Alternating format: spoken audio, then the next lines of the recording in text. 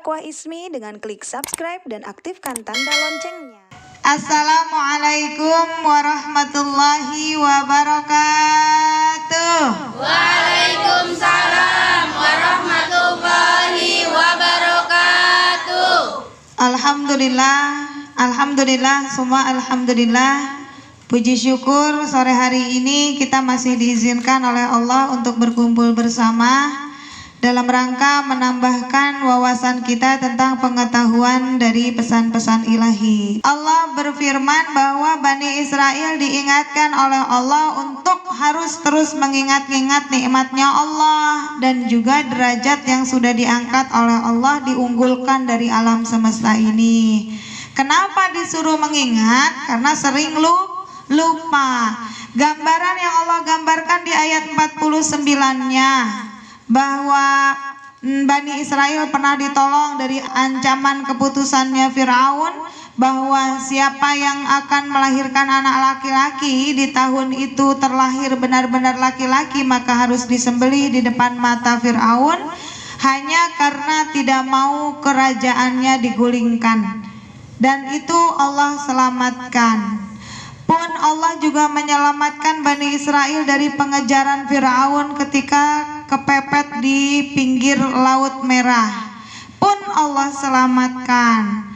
Dan akhirnya Firaun di depan mata mereka ditenggelamkan oleh Allah, yang artinya Bani Israel diberikan rasa nyaman karena raja penguasa yang mengancamnya sudah mati di hadapan mata.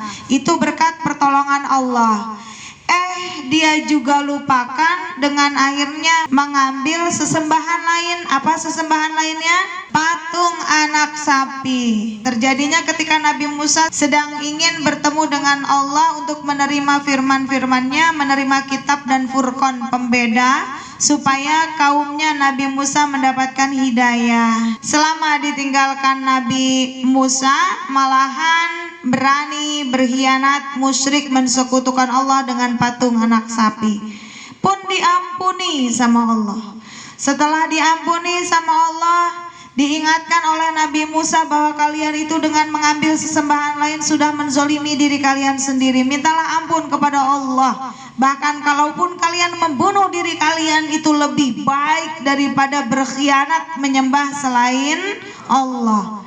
Pun Allah ampuni. Setelah Allah ampuni, di ayat 55-nya berani nantangin kepada Nabi Musa, kami tidak percaya dengan Tuhanmu wahai Musa sampai kami benar-benar melihat Tuhanmu dengan nyata. Fa'akhadatkumus sa'iqatu. Apa sa'iqatu di ayat 55? Halilintar.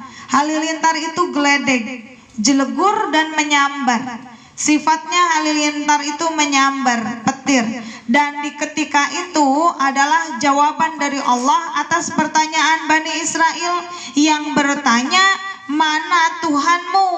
Tunjukkan secara nyata, baru kami akan percaya. Jeleger Allah berikan jawaban, wa antum, dan kalian Bani Israel, tangdurun kalian Bani Israel memperhatikan kejadian disambar geledek, mati beberapa kaum dari Bani Israel. Ketika itu Nabi Musa memohon kepada Allah untuk dibangkitkan kembali. Dibangkitkan gak sama Allah? Dibangkitkan. Lihat ayat ke-56-nya. Summa ba'asnakum mim ba'di mautikum la'allakum tashkurun. Tuh, Allah padahal udah dikhianati dengan meragukan keberadaan Tuhannya Musa sampai harus dibuktikan nyata mana wujud nyatanya Allahmu wahai Musa baru kami percaya. Itu sebenarnya bentuk peremehan kepada Tuhannya Musa. Namun Allah yang sudah diremehkan masih tetap mau memaafkan lagi. Itu nikmat. Ibu berbuat salah dari kecil sampai gede, berbuat salahnya sekali doang apa diulang-ulang? Diulang-ulang. Pengennya semua diampuni atau sebagian?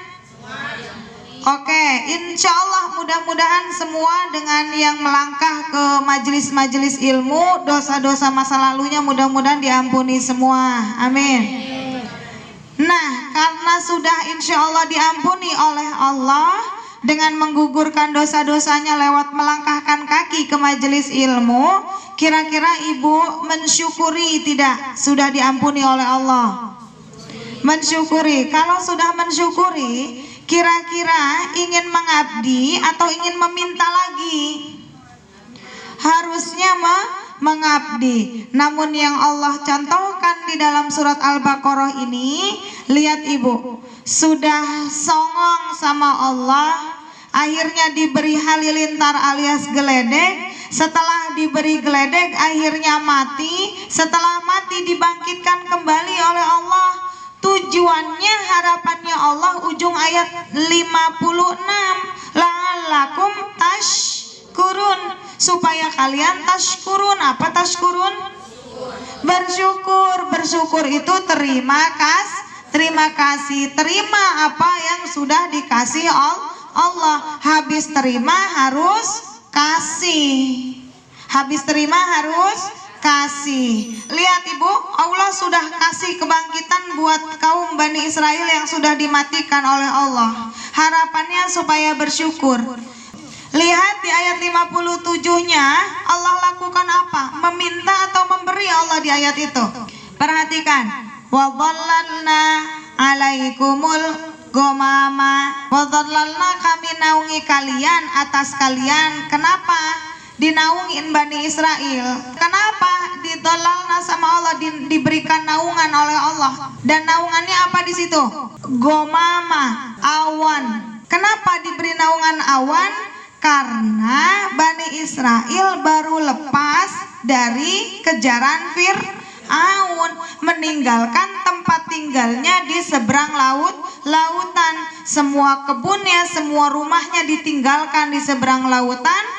Pun sudah ada di tempat baru, otomatis tidak langsung simsalabim punya rumah.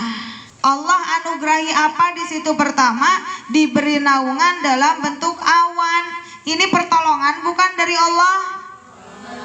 Karena di rantau tidak mungkin langsung bisa membuat rumah.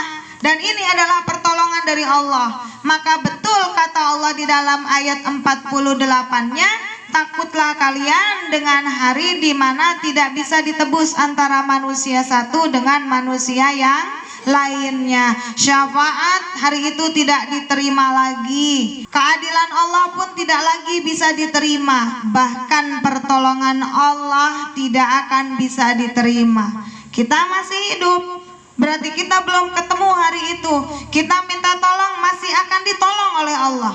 Kita minta keadilan dari Allah, walau kita disikapi tidak adil oleh manusia, kita bisa nuntut bukan ke manusianya, ke Allah. Allah akan memberi petunjuk kepada manusia untuk memberikan keadilan. Keadilan Allah datangnya biwasilah manusia. Artinya ketika kita ketemu orang yang tidak adil, kita tidak bisa memaksanya untuk berbuat adil.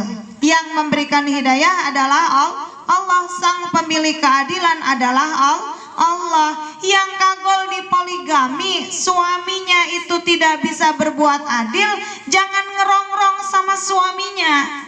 Mintalah keadilan dari Allah sang maha adil. Ada yang kesindir gak? Kok saya ngalir ini ya? Tidak. Maaf, ini keceplosan ya. Jangan menuntut keadilan kepada manusia. Yang mau menuntut keadilan, maka mintalah kepada Allah.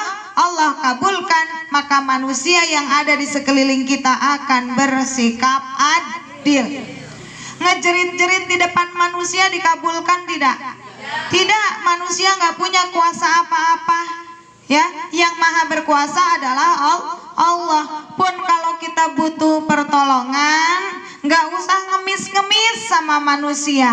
Karena kadang-kadang kalau manusia itu sampai di ngemis-ngemisin, kadang menuntut lebih.